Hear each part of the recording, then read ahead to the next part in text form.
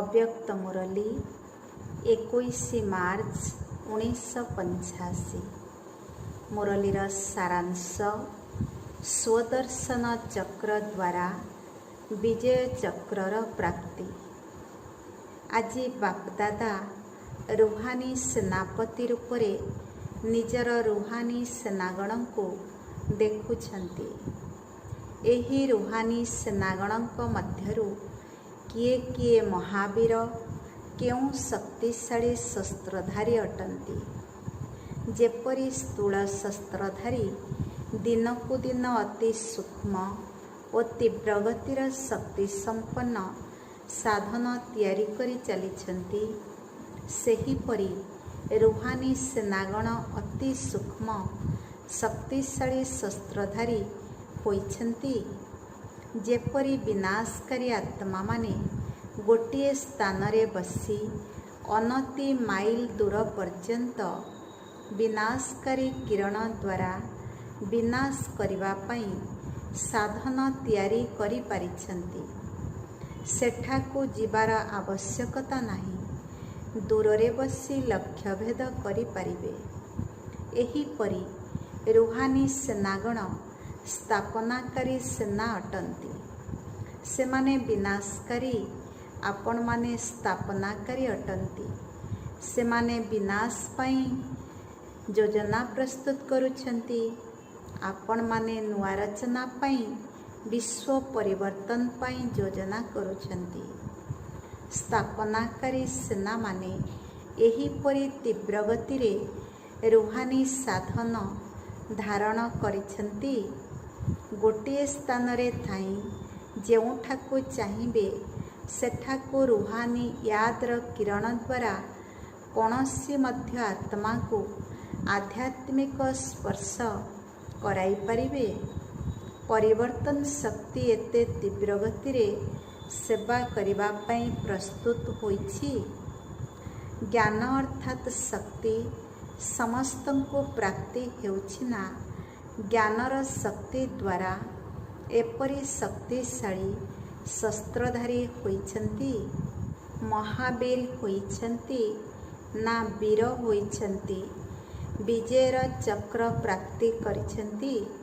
जिस्मानी बा लौकिक सेनांको अनेक प्रकारर चक्र पुरस्कार रे मिलिछि।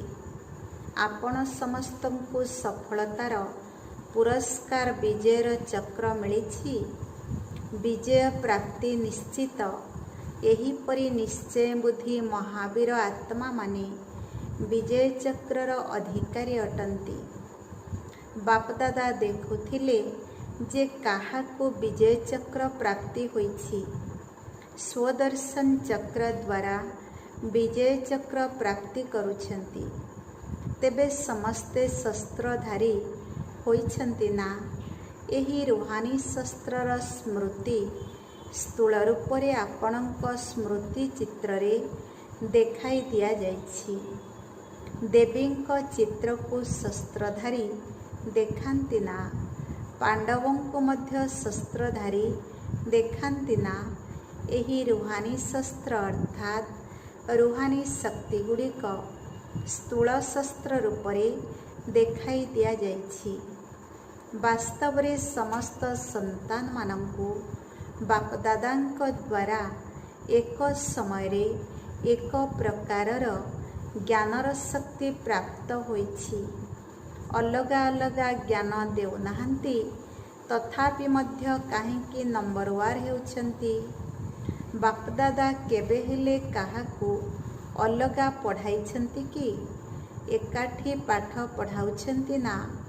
समस्तंको एक प्रकारर पाठ पढ़ाउछंती ना। ना कौनसी ग्रुप को किछि पढ़ाउछंती, काहाकु आउ किछि पढ़ाउछंती। एठारे 6 मासर ईश्वरीय विद्यार्थी हुंतु बा 50 वर्षर हुंतु, गोटिए क्लास रे पढ़ुछंती, अलगा अलगा पढ़ुछंती कि बापदादा एक समय रे एक प्रकारर पाठ पढ़ा और समस्तंको एकाठी बसाई पढ़ाउछंती। जदि केही पछरे आसुछंती ତେବେ ମଧ୍ୟ ଯେଉଁ ପାଠପଢ଼ା ସରିଛି ତାହା ଆପଣମାନେ ଏବେ ପଢ଼ାଉଛନ୍ତି। ଯେଉଁ ରିଭାଇଜ୍ କୋର୍ସ ବା ପୁନରାଲୋଚନା ଚାଲିଛି ତାହା ଆପଣମାନେ ମଧ୍ୟ ପଢ଼ୁଛନ୍ତି ନା ପୁରୁଣାମାନଙ୍କର କୋର୍ସ ଅଲଗା, ଆପଣଙ୍କର ଅଲଗା?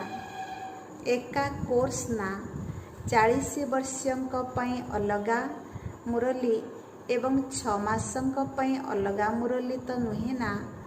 ଏକା ମୁରଲୀ ନା? ପାଠପଢ଼ା ଏକ, ଶିକ୍ଷକ ଜଣେ, ପୁଣି ନମ୍ବରୱାର କାହିଁକି ହେଉଛନ୍ତି? ନା ସମସ୍ତେ ନମ୍ବରୱାର ଅଟନ୍ତି।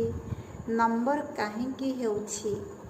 କାରଣ ପାଠ ଯଦିଓ ସମସ୍ତେ ପଢ଼ୁଛନ୍ତି, କିନ୍ତୁ ଜ୍ଞାନ ଅର୍ଥାତ୍ ପାଠର ପଦେ ପଦେ କଥାକୁ ଶସ୍ତ୍ର ବା ଶକ୍ତି ରୂପରେ ଧାରଣ କରିବା, ଏଥିରେ ଅନ୍ତର ହୋଇଯାଉଛି।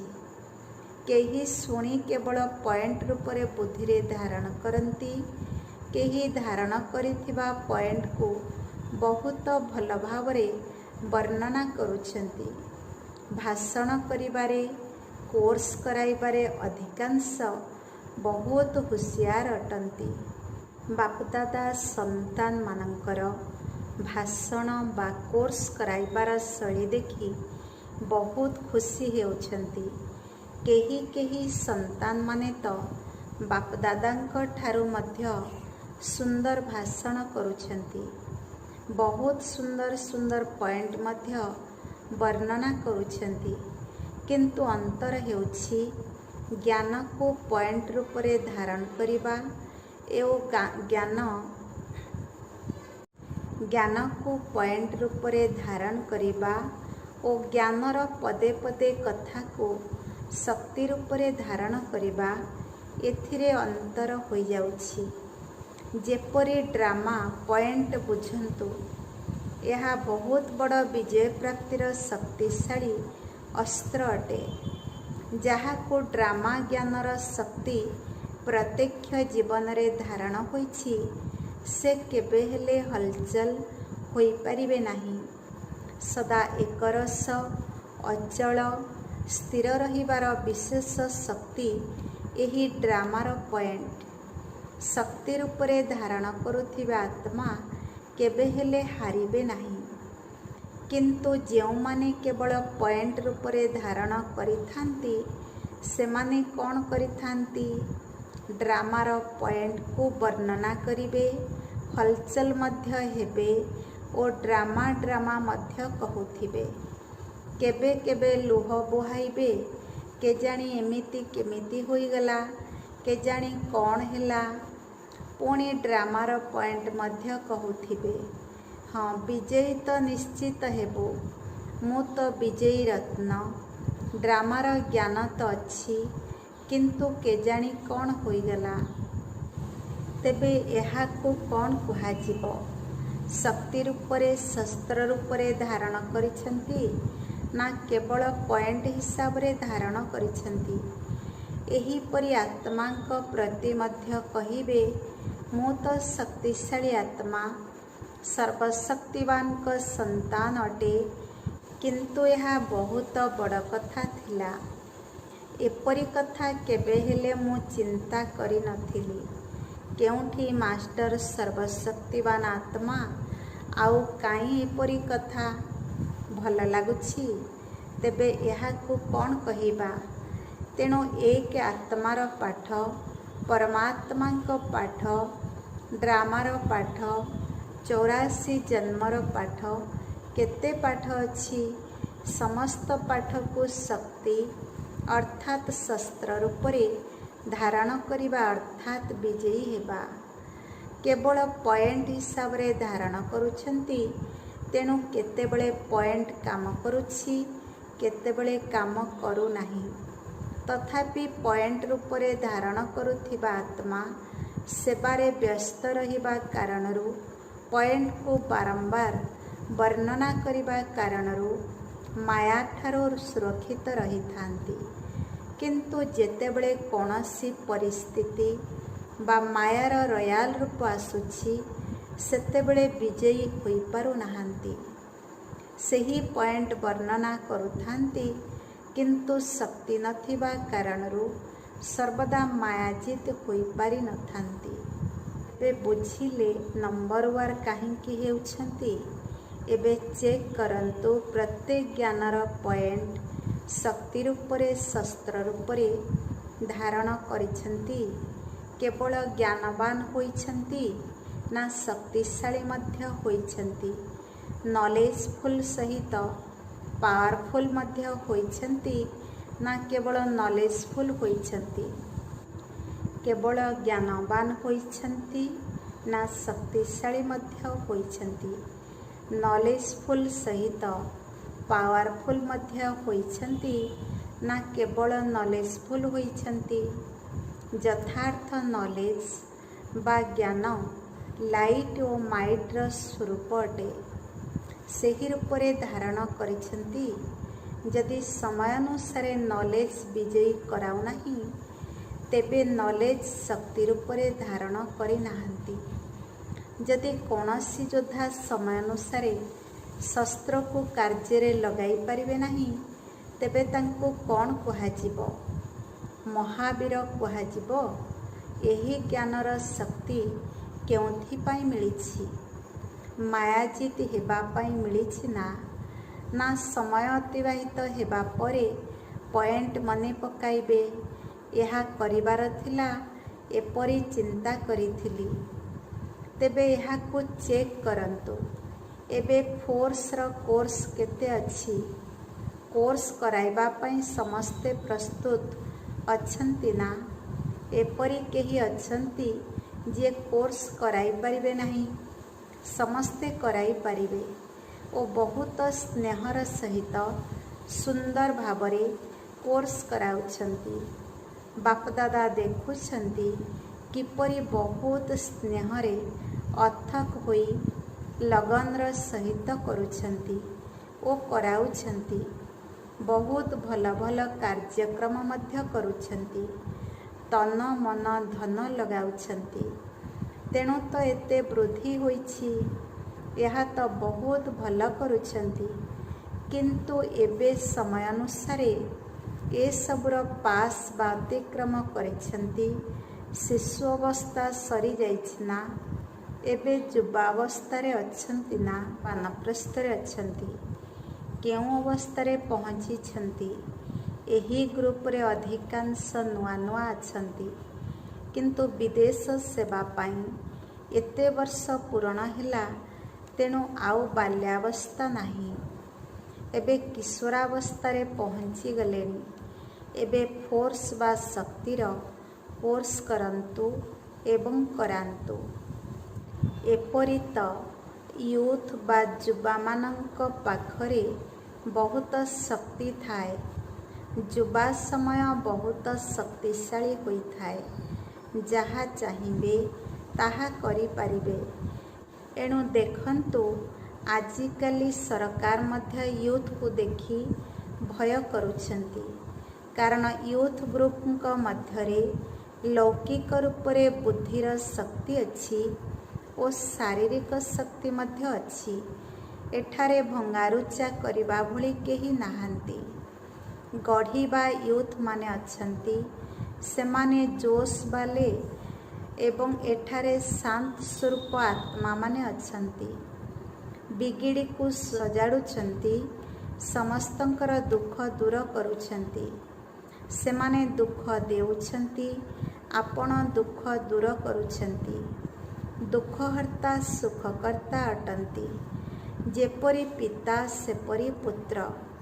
ସର୍ବଦା ପ୍ରତ୍ୟେକ ସଂକଳ୍ପରେ ପ୍ରତ୍ୟେକ ଆତ୍ମାଙ୍କ ପ୍ରତି ବା ନିଜ ପ୍ରତି ସୁଖଦାୟୀ ସଂକଳ୍ପ କରନ୍ତୁ, କାରଣ ଦୁଃଖର ସଂସାରରୁ ମୁକ୍ତ ହୋଇଗଲେଣି। ଏବେ ଦୁଃଖର ଦୁନିଆ ଆଉ ନାହିଁ। ଦୁଃଖ ଧାମରୁ ବାହାରି ସଙ୍ଗମ ଯୁଗରେ ପହଞ୍ଚି ଯାଇଛନ୍ତି। ପୁରୁଷୋତ୍ତମ ଯୁଗରେ ବସିଛନ୍ତି। ସେମାନେ କଳିଯୁଗୀ ୟୁଥ୍ ଅଟନ୍ତି। ଆପଣମାନେ ସଙ୍ଗମ ଯୁଗୀ ୟୁଥ୍ ଅଟନ୍ତି। ଏଣୁ ଏବେ ସର୍ବଦା ନିଜ ମଧ୍ୟରେ ନଲେଜକୁ ଶକ୍ତି ରୂପରେ ଧାରଣ କରନ୍ତୁ ଓ କରାନ୍ତୁ। ଯେତେ ନିଜ ମଧ୍ୟରେ ଫୋର୍ସର କୋର୍ସ ଥିବ ସେତେ ଅନ୍ୟକୁ ମଧ୍ୟ କରାଇ ପାରିବ। ନଚେତ୍ କେବଳ ପଏଣ୍ଟ ଶୁଣାଇବାର କୋର୍ସ କରାଉଛନ୍ତି। ଏବେ କୋର୍ସକୁ ପୁଣି ଥରେ ପୁନରାଲୋଚନା କରନ୍ତୁ। ଗୋଟିଏ ଗୋଟିଏ ପଏଣ୍ଟରେ କି ଶକ୍ତି ଅଛି, କେତେ ଶକ୍ତି ଅଛି, କେଉଁ ସମୟରେ କେଉଁ ଶକ୍ତିକୁ କେଉଁ ରୂପରେ ବ୍ୟବହାର କରିପାରିବେ, ଏହି ଟ୍ରେନିଂ ନିଜକୁ ନିଜେ ମଧ୍ୟ ଦିଆଇପାରିବେ। ତେବେ ଚେକ୍ କରନ୍ତୁ ଆତ୍ମାର ପଏଣ୍ଟ ରୂପକ ଶକ୍ତିଶାଳୀ ଶସ୍ତ୍ର ଦିନସାରା କେତେ ପ୍ରତ୍ୟକ୍ଷ ଭାବରେ କାର୍ଯ୍ୟରେ ଆଣିଛନ୍ତି। ନିଜକୁ ନିଜେ ଟ୍ରେନିଂ ଦେଇପାରିବେ, କାରଣ ନଲେଜଫୁଲ୍ ତ ଅଟନ୍ତି ନା। ଆତ୍ମାଙ୍କ ପାଇଁ ପଏଣ୍ଟ ବାହାର କରିବାକୁ କହିବୁ, ତେବେ କେତେ ପଏଣ୍ଟ ବାହାର କରିବୁ? ବହୁତ ନା। ଭାଷଣ କରିବାରେ ତ ହୁସିଆର ଅଟନ୍ତି, କିନ୍ତୁ ଗୋଟିଏ ଗୋଟିଏ ପଏଣ୍ଟକୁ ଦେଖନ୍ତୁ ପରିସ୍ଥିତି ସମୟରେ କେତେ କାର୍ଯ୍ୟରେ ଲଗାଇ ପାରୁଛନ୍ତି। ଏପରି ଚିନ୍ତା କରନ୍ତୁ ନାହିଁ ଯେ ଏପରି ତ ମୁଁ ଠିକ୍ ଅଛି, କିନ୍ତୁ ଏପରି ଘଟଣା ହୋଇଗଲା, ଏପରି ପରିସ୍ଥିତି ଆସିଗଲା। ଶସ୍ତ୍ର କେଉଁଥିପାଇଁ ଥାଏ? ଯେତେବେଳେ ଶତ୍ରୁ ଆସେ ସେତେବେଳେ କାମ ଦେଇଥାଏ, ନା ଶତ୍ରୁ ଆସିଲା ଏଣୁ ମୁଁ ହାରିଗଲି, ମାୟା ଆସିଗଲା ଏଣୁ ମୁଁ ଡଗମଗ ହୋଇଗଲି। ଏଣୁ ମାୟା ଶତ୍ରୁ ପାଇଁ ତ ଶସ୍ତ୍ର ଅଛି ନା। ଶକ୍ତିଗୁଡ଼ିକ କାହିଁକି ଧାରଣ କରିଛନ୍ତି? ସମୟାନୁସାରେ ବିଜୟୀ ହେବା ପାଇଁ ଶକ୍ତିଶାଳୀ ହୋଇଛନ୍ତି ନା। ତେବେ ବୁଝିଲେ କ'ଣ କରିବେ? ପରସ୍ପର ମଧ୍ୟରେ ଭଲ ଭାବରେ ରୁହୁରିହାନ କରୁଛନ୍ତି। ବାପଦାଦାଙ୍କୁ ସମସ୍ତ ସମାଚାର ମିଳୁଛି। ବାପଦାଦା ତ ସନ୍ତାନମାନଙ୍କର ଏହି ଉମଙ୍ଗ ଉତ୍ସାହ ଦେଖି ଖୁସି ହେଉଛନ୍ତି। ପାଠପଢ଼ା ସହିତ ସ୍ନେହ ଅଛି, ବାବାଙ୍କ ସହିତ ସ୍ନେହ ଅଛି, ସେବା ସହିତ ସ୍ନେହ ଅଛି, କିନ୍ତୁ କେତେବେଳେ କେମିତି ଝାଉଁଳି ପଡ଼ୁଛନ୍ତି। ଶସ୍ତ୍ର ହାତରୁ ଖସି ପଡ଼ୁଛି। ସେହି ସମୟର ଦୃଶ୍ୟକୁ ଫିଲ୍ମ ବାହାର କରି ତାଙ୍କୁ ଦେଖାଇବା କଥା। ଅଳ୍ପ ସମୟ ପାଇଁ ତ ହୋଇଥାଏ, ଅଧିକ ସମୟ ପାଇଁ ହୋଇନଥାଏ। ତଥାପି ସଦା ନିର୍ବିଘ୍ନ ରହିବା ଓ ବିଘ୍ନ ନିର୍ବିଘ୍ନ ଚାଲୁଥିବ, ଏଥିରେ ତ ଅନ୍ତର ଅଛି ନା। ସୂତାରେ ଯେତେ ଗଣ୍ଠି ପଡ଼ିଥାଏ, ସୂତା ସେତେ ଦୁର୍ବଳ ହୋଇଥାଏ। ଯୋଡ଼ି ହୋଇଥାଏ, କିନ୍ତୁ ଯୋଡ଼ା ହୋଇଥିବା ଜିନିଷ ଓ ଭଲ ଜିନିଷରେ ଅନ୍ତର ଥାଏ ନା। ଗଣ୍ଠି ପଡ଼ିଥିବା ଜିନିଷ ଭଲ ଲାଗିବ କି? ଏ ବିଘ୍ନ ଆସିଲା, ପୁଣି ନିର୍ବିଘ୍ନ ହେଲେ, ପୁଣି ବିଘ୍ନ ଆସିଲା, ଛିଣ୍ଡିଲା, ଯୋଡ଼ିଲେ, ତେବେ ଗଣ୍ଠି ପଡ଼ିଗଲା ନା। ଏଣୁ ଏହାର ପ୍ରଭାବ ଅବସ୍ଥା ଉପରେ ପଡ଼ିଥାଏ। କେହି ବହୁତ ଭଲ ତୀବ୍ର ପୁରୁଷାର୍ଥୀ ମଧ୍ୟ ଅଛନ୍ତି, ନଲେଜଫୁଲ୍ ସର୍ଭିସେବୁଲ୍ ମଧ୍ୟ ଅଛନ୍ତି। ବାପଦାଦା ପରିବାରର ଦୃଷ୍ଟିରେ ମଧ୍ୟ ଅଛନ୍ତି, କିନ୍ତୁ ଛିଣ୍ଡା ଯୋଡ଼ା ହୋଇଥିବା ଆତ୍ମା ସଦା ଶକ୍ତିଶାଳୀ ହୋଇନଥାନ୍ତି। ଛୋଟ ଛୋଟ କଥା ପାଇଁ ତାଙ୍କୁ ପରିଶ୍ରମ କରିବାକୁ ପଡ଼ିଥାଏ। କେତେବେଳେ ହାଲୁକା, କେତେବେଳେ ହର୍ଷିତାବସ୍ଥା, କେତେବେଳେ ଖୁସିରେ ନାଚୁଥିବେ, କିନ୍ତୁ ଏପରି ସର୍ବଦା ଦେଖିବାକୁ ମିଳିନଥାଏ। ମହାରଥୀ ତାଲିକାରେ ଥିବେ, କିନ୍ତୁ ଏପରି ସଂସ୍କାରର ଆତ୍ମା ଦୁର୍ବଳ ନିଶ୍ଚିତ ଭାବରେ ଥାନ୍ତି। ଏହାର କାରଣ କ'ଣ? ଏହି ତୁଟିବା ଓ ଯୋଡ଼ିବାର ସଂସ୍କାର ତାଙ୍କୁ ଭିତରେ ଭିତରେ ଦୁର୍ବଳ କରିଦେଇଥାଏ। ବାହାରକୁ କିଛି କଥା ନଥାଏ, ବହୁତ ଭଲ ଦେଖାଯାଉଥାନ୍ତି, କିନ୍ତୁ ଏହି ସଂସ୍କାର କେବେ ହେଲେ ରଖନ୍ତୁ ନାହିଁ। ଏପରି ଭାବନ୍ତୁ ନାହିଁ ଯେ ମାୟା ଆସିଗଲା, ଏପରି ତ ଚାଲିଛି, କିନ୍ତୁ ଏପରି ଚାଲିବା, କେତେବେଳେ ତୁଟିବା, କେତେବେଳେ ଯୋଡ଼ିବା, ଏହା କ'ଣ ହେଲା? ସଦା ଯୋଡ଼ି ହୋଇ ରୁହ, ସଦା ନିର୍ବିଘ୍ନ ରୁହନ୍ତୁ, ସଦା ହର୍ଷିତ, ସଦା ଛତ୍ରଛାୟାରେ ରୁହନ୍ତୁ। ସେ ଜୀବନ ଓ ଏ ଜୀବନରେ ଅନ୍ତର ତ ଥାଏ ନା। ଏଣୁ ବାପଦାଦା କହୁଛନ୍ତି, କାହାର କାହାର ଜନ୍ମଜାତକର କାଗଜ ପୁରା ସ୍ପଷ୍ଟ, କାହାର କାହାର ମଝିରେ ମଝିରେ ଦାଗ ଅଛି। ଯଦିଓ ଦାଗକୁ ଲିଭାଇ ଦେଉଛନ୍ତି, କିନ୍ତୁ ତାହା ତ ଚିହ୍ନ ହିସାବରେ ଦେଖାଯାଉଛି ନା। ଦାଗ ହିଁ ନ ହେଉ, ସଫା କାଗଜ ଓ ଦାଗ ଲିଭାଯାଇଥିବା କାଗଜ କେଉଁଟା ଭଲ ଲାଗେ? କାଗଜକୁ ସଫା ରଖିବାର ଆଧାର ବହୁତ ସହଜ। ବ୍ୟସ୍ତ ହୁଅନ୍ତୁ ନାହିଁ ଯେ ଏହା ତ ବହୁତ କଷ୍ଟ। ନା, ବହୁତ ସହଜ, କାରଣ ସମୟ ପାଖେଇ ଆସୁଛି। ସମୟକୁ ମଧ୍ୟ ବରଦାନ ମିଳିଛି। ଯେତେ ଯିଏ ପଛରେ ଆସିଥାଏ, ସେ ସମୟ ଅନୁସାରେ ତାଙ୍କୁ ବିଶେଷ ସୁଯୋଗ, ବିଶେଷ ଉପହାର ମଧ୍ୟ ମିଳିଥାଏ। ଏବେ ତ ଅବ୍ୟକ୍ତ ରୂପରେ ପାଠ ହିଁ ବରଦାନୀ ପାଠ ଅଟେ। ତେଣୁ ସମୟର ସହଯୋଗ ଆପଣଙ୍କୁ ମିଳୁଛି। ଅବ୍ୟକ୍ତ ପାଠ, ଅବ୍ୟକ୍ତ ସହଯୋଗର ସାହାଯ୍ୟ ମିଳୁଛି। ତୀବ୍ର ଗତି ସମୟର ମଧ୍ୟ ସହଯୋଗ ମିଳୁଛି। ପ୍ରଥମେ ନୂଆ ଉଦ୍ଭାବନ ହେବା ପାଇଁ ସମୟ ଲାଗିଲା। ଏବେ ତିଆରି ହୋଇସାରିବା ପରେ ଆପଣମାନେ ପହଞ୍ଚିଛନ୍ତି। ଏହା ମଧ୍ୟ କିଛି କମ୍ ବରଦାନ ନୁହେଁ। ଯେଉଁମାନେ ପ୍ରଥମେ ଆସିଲେ, ସେମାନେ ଲହୁଣୀ ବାହାର କଲେ, ଆଉ ଆପଣମାନେ ଲହୁଣୀ ଖାଇବା ସମୟରେ ପହଞ୍ଚିଗଲେ। ତେଣୁ ବରଦାନୀ ଅଟନ୍ତି ନା। କେବଳ ସାମାନ୍ୟ ଧ୍ୟାନ ରଖନ୍ତୁ, ଆଉ କିଛି ବଡ଼ କଥା ନାହିଁ।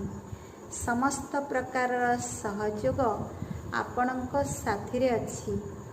ଏବେ ଆପଣମାନଙ୍କୁ ମହାରଥୀ ନିମିତ୍ତ ଆତ୍ମାମାନଙ୍କର ଯେତେ ପାଳନା ମିଳୁଛି, ସେତେ ପାଳନା ଆଗରୁ ଆସିଥିବା ଆତ୍ମାମାନଙ୍କୁ ମିଳିନାହିଁ। ଜଣ ଜଣଙ୍କ ପାଇଁ ବିଶେଷ ଭାବରେ ଏତେ ପରିଶ୍ରମ କରି ସମୟ ଦେଉଛନ୍ତି। ପ୍ରଥମେ ସମସ୍ତଙ୍କୁ ଏକାପରି ପାଳନା ଦିଆଯାଇଥିଲା, କିନ୍ତୁ ଆପଣମାନେ ଅତି ଶୀଘ୍ର ବା ବିଚ୍ଛେଦୀ ହୋଇ ପାଳିତ ହେଉଛନ୍ତି। ପାଳନାର ପ୍ରତିଦାନ ମଧ୍ୟ ଦେବେ। କିଛି କଷ୍ଟ ନାହିଁ। କେବଳ ଗୋଟିଏ ଗୋଟିଏ କଥାକୁ ଶକ୍ତି ରୂପରେ ବ୍ୟବହାର କରିବା ପ୍ରତି ଧ୍ୟାନ ଦିଅନ୍ତୁ। ବୁଝିଲେ? ଆଚ୍ଛା। ସଦା ମହାବୀର ହୋଇ ବିଜୟ ଛତ୍ରଧାରୀ ଆତ୍ମାମାନେ, ସଦା ଜ୍ଞାନର ଶକ୍ତିକୁ ସମୟ ଅନୁସାରେ କାର୍ଯ୍ୟରେ ବିନିଯୋଗ କରୁଥିବା ଆତ୍ମାଙ୍କୁ, ସଦା ଅଟଳ ଅଚଳ ଅଖଣ୍ଡ ସ୍ଥିତି ଧାରଣ କରିଥିବା, ସଦା ନିଜକୁ ମାଷ୍ଟର ସର୍ବଶକ୍ତିବାନ ଅନୁଭବ କରୁଥିବା, ଏପରି ଶ୍ରେଷ୍ଠ ସଦା ମାୟାଜିତ୍ ବିଜୟୀ ସନ୍ତାନମାନଙ୍କୁ ବାପଦାଦାଙ୍କର ୟାଦ ପ୍ୟାର ଓ ନମସ୍ତେ। ବରଦାନ: ପବିତ୍ରତାର ଗୁହ୍ୟତାକୁ ଜାଣି ସୁଖ ଶାନ୍ତି ସମ୍ପନ୍ନ ହୋଇ ମହାନ ଆତ୍ମା ଭବ।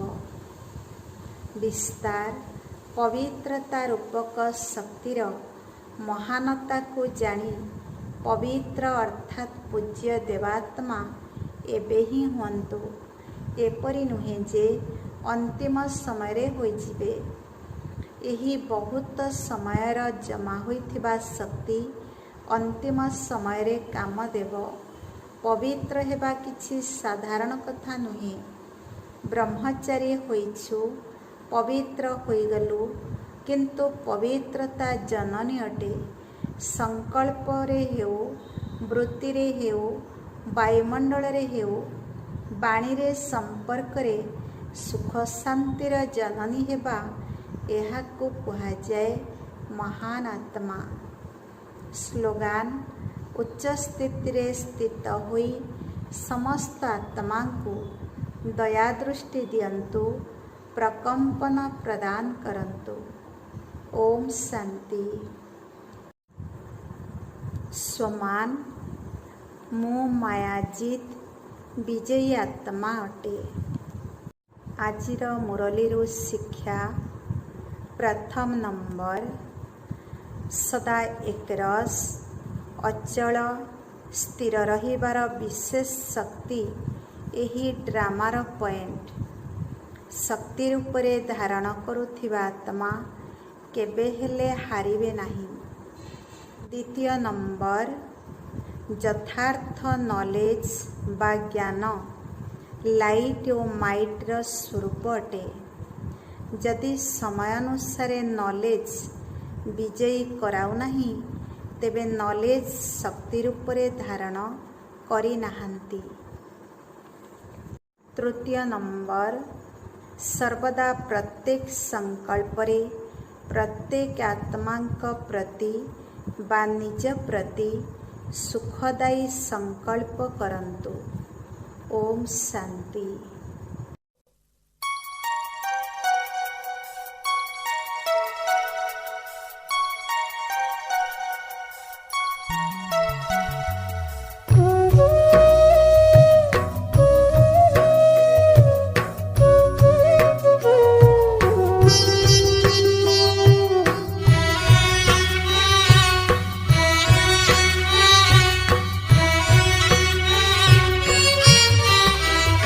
ବାବା ତୁମେ ମୋର ହୃଦୟରେ ବସି ପବିତ୍ର କରିଲ ମନ। ବାବା ତୁମେ ମୋର ହୃଦୟରେ ବସି ପବିତ୍ର କରିଲ ମନ। ତୁମକୁ ପାଇ ମୁଁ ସଂସାର ଭିତରେ, ତୁମକୁ ପାଇ ମୁଁ ସଂସାର ଭିତରେ, ଧନ୍ୟ ହେଲା ମୋ ଜୀବନ, ଧନ୍ୟ ହେଲା ମୋ ଜୀବନ।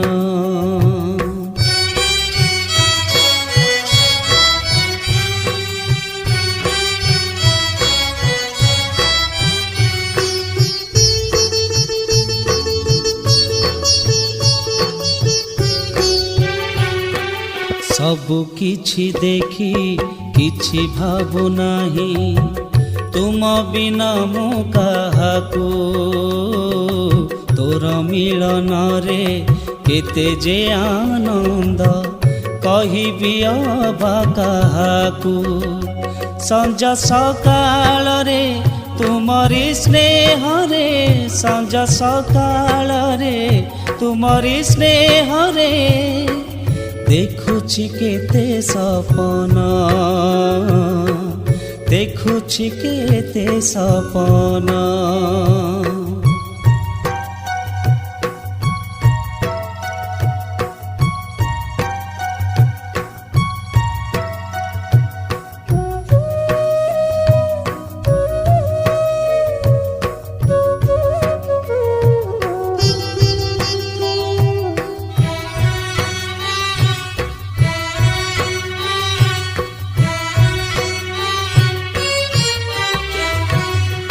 ସାଗର ଠୁ ବି ଆହୁରି ଗଭୀର ସ୍ନେହ ପ୍ରେମ ଯେ ତୁମର। ସଜାଇଛ ମୋତେ ମୋତି ମାଣିକରେ, ଶିକ୍ଷା ସେ ବଡ଼ ମଧୁର। ବଡ଼ ଭାଗ୍ୟବାନ ତୁମରି ସନ୍ତାନ, ବଡ଼ ଭାଗ୍ୟବାନ ତୁମରି ସନ୍ତାନ। ପାଇ ଏହି ଜ୍ଞାନ ଧନ, ପାଇ ଏହି ଜ୍ଞାନ ଧନ।